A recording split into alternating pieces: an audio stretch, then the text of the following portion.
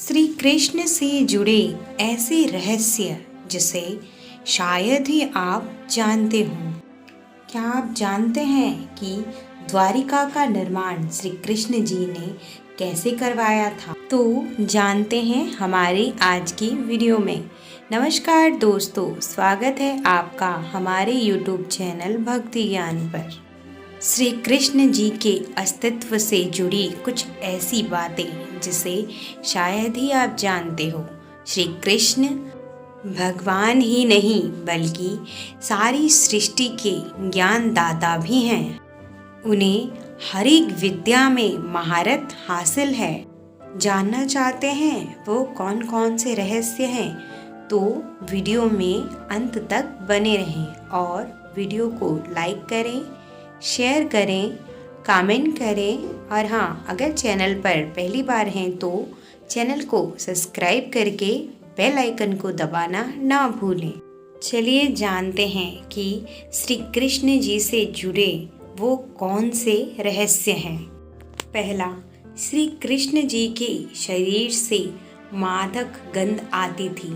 इस वजह से कई बार वेश बदलने के बाद भी श्री कृष्ण जी पहचाने जाते थे।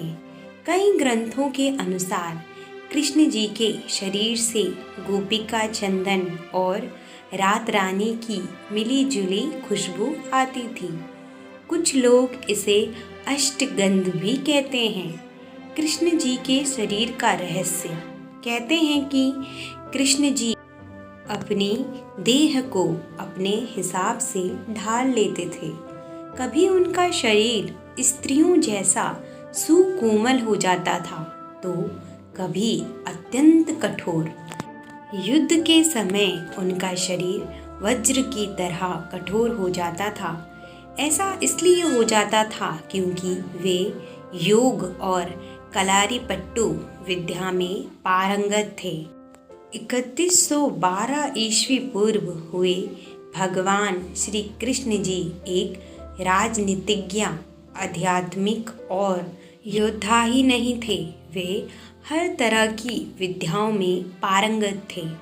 भगवान श्री कृष्ण जी से धर्म का एक नया रूप और संघ शुरू हुआ था। श्री कृष्ण जी ने धर्म, राजनीति, समाज और नीति नियमों का व्यवस्थीकरण किया था। भगवान श्री कृष्ण जी का जन्म मथुरा में हुआ था। उनका बचपन गोकुल, वृंदावन, नंदगांव, बरसाना आदि जगहों पर बीता। द्वारिका को उन्होंने अपना निवास स्थान बनाया। भारतीय परंपरा और जनश्रुति अनुसार भगवान श्री कृष्ण जी ने ही मार्शल आर्ट का आविष्कार किया था। दरअसल पहले इसे कलारीपट्टू कहा जाता था। इस विद्या के माध्यम से ही उन्होंने चाणूर और मुष्टिक जैसे मल्लों का वध किया था। तब उनकी उम्र 16 वर्ष की थी। मथुरा में दुष्ट रजक के सिर को हथेली के प्रहार से काट दिया था। श्री कृष्ण के पास यूं तो कई प्रकार के दिव्यास्त्र थे, लेकिन सुदर्शन चक्र मिलने के बाद सभी और उनकी शाख बढ़ गई थी। शिवाजी सावंत की किताब युगांधर अनुसार श्री कृष्ण को भगवान परशुराम जी ने सुदर्शन चक्र प्रदान किया था। भगवान श्री कृष्ण ने गुजरात के समुद्री तट पर अपने पूर्वजों की भूमि पर एक भव्य नगर का निर्माण किया था। कुछ विद्वान कहते हैं कि उन्होंने पहले से उजाड़ पड़ी उस स्थली को फिर से निर्मित करवाया था। माना जाता है कि भगवान श्री कृष्ण अंतिम वर्षों को छोड़कर कभी भी द्वारिका में 6 महीने से ज़्यादा नहीं रहे। क्या आप जानते हैं कि भगवान श्री कृष्ण 64 कलाओं में दक्ष थे। एक और वे सर्वश्रेष्ठ धनुधर थे तो दूसरी ओर वे द्वंद्व युद्ध में भी माहिर थे। इसके अलावा इनके पास कई अस्त्र और शस्त्र थे। उनके धनुष का नाम सारंग था, उनके गदा का नाम कुमुदकी और शंख का नाम पंचजय था जो गुलाबी रंग का था। श्री कृष्ण के पास जो रथ था उसका नाम जेत्र और दूसरे का नाम गरुध्वज था।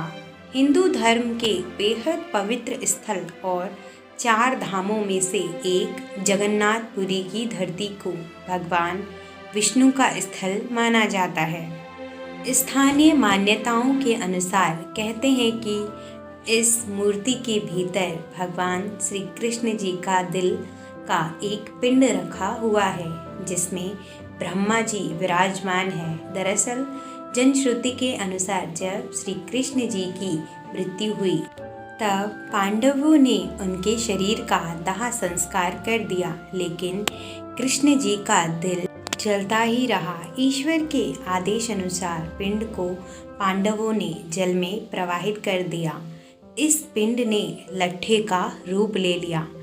राजा इंद्रधुन जो भगवान जगन्नाथ जी के भक्त थे को यह लट्ठा मिला।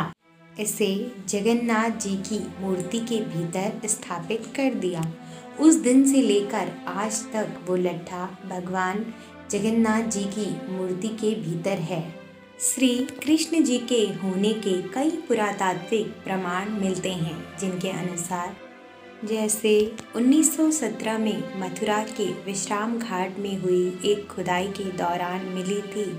श्री राधा कृष्ण जी के प्रेम को दर्शाने वाले कई मंदिर मिल जाएंगे जो इस बात को प्रमाणित करते हैं कि श्री कृष्ण जी भी थे और श्री राधा रानी भी थी। इन्हीं में से एक है निधिवन। जो लोग निधिवन के महत्व को नहीं जानते वो इसे भूतिया स्थान बताते हैं। वहीं जिन्हें इस स्थान की महिमा पता है उन्हें इस बात का आभास है कि यहाँ आज भी श्री कृष्ण जी और राधा जी रास रचाने आते हैं। अब इस स्थान की महिमा वैज्ञानिकों द्वारा भी मानी जाने लगी है। निधिवन में कुछ ऐसे सबूत हैं जो आज भी श्री कृष्ण और उनके द्वारा की गई लीलाओं का जीवित साक्ष्य है। बात करें द्वारिका नगरी की तो द्वारिका नगरी को लेकर अक्सर कई सवाल खड़े होते हैं, लेकिन भारतीय नौसेना और पुरातत्व विभाग ने अपनी समुद्र के अंदर गहरी खोज के दौरान इस बात के कई साक्ष्य दुनिया के सामने रखे हैं कि श्री कृष्ण जी की नगरी द्वारिका आज भी समुद्र के भीतर मौजूद है। तो यह थी हमारी आज की वीडियो। आशा करती हूँ कि यह वीडियो आपको पसंद आई हो। अगर वीडियो पसंद आई हो तो वीडियो को लाइक करें, चैनल को सब्सक्राइब करें और हाँ, हमें कमेंट में ज़रूर बताएं कि यह वीडियो आपको कितनी पसंद आई है।